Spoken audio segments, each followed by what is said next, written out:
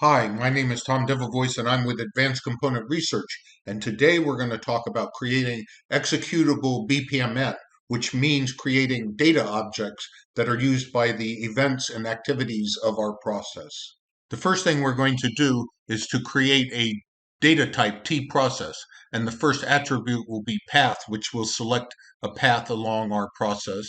The next attribute will be subprocess, which will similarly select a path in our subprocess. Then we will have a attribute info, which will have some data we accumulate as the process proceeds, and then an update date and time.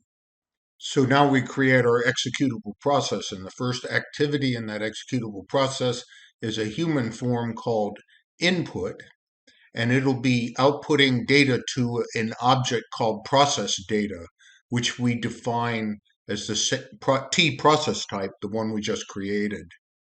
Then we go back to the data mapping for the input form, and then we write the output to the process data object.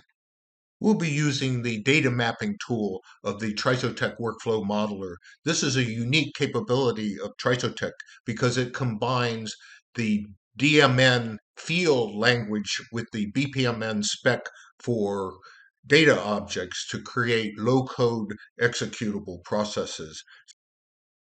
Now we draw the next part of our process, which is an exclusive gateway with two activities, path A and path B. Now let's input the conditions for our gateway, and those are driven by the process data.path, as we mentioned earlier. So we have path A and path B, process data.path equals path B. Let's do some data mapping in path A activity. Connect process data to path A, go to the data mapping, and we see in our input, we map process data to process data. Now we're going to create an output process data type. We define the type as T process. Creating a context brings up all the attributes. So we have path, subprocess. Now we're going to create some info by appending process data.info to a message activity path A was executed. And then we update the update date to now.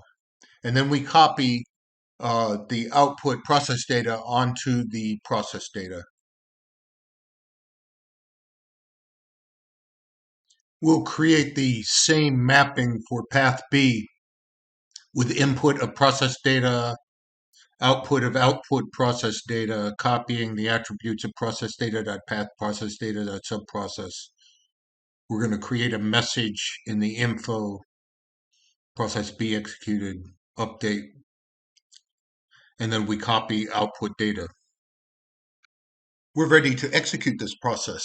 But before I do that, I want to rename the tab that this process is on to main. And then we're going to redefine the output process data object as output data. So it becomes the output of the process itself. Now we're going to cloud publish this process. It's going to go to the Trisotech service library. And if we go down to the try it, you can see main is the name of the tab that we selected.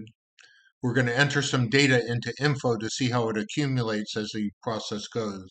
And then when we run it, we can see the results. So let's do the same thing in a subprocess to see how a subprocess handles data objects. So we create the same scenario, a sub A, sub B. You see process data subprocess is available. Let's do some mapping. You'll see that the output process data is available. So we can assign our values there. We can assign process data to output process.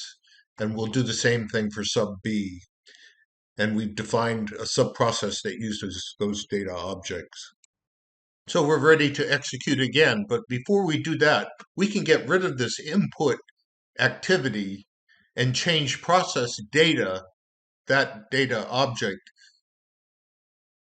over to a data input. So it becomes the input for the process. So now let's cloud publish our process again with the subprocess. We're going to go to the uh, Trisotech service library and we'll do the try it again. We'll see that we have a different form that shows up. So the input data type shows up here instead of the input form that we had before because we defined it as an input. So we'll change the first message in the info to starting the process with a subprocess.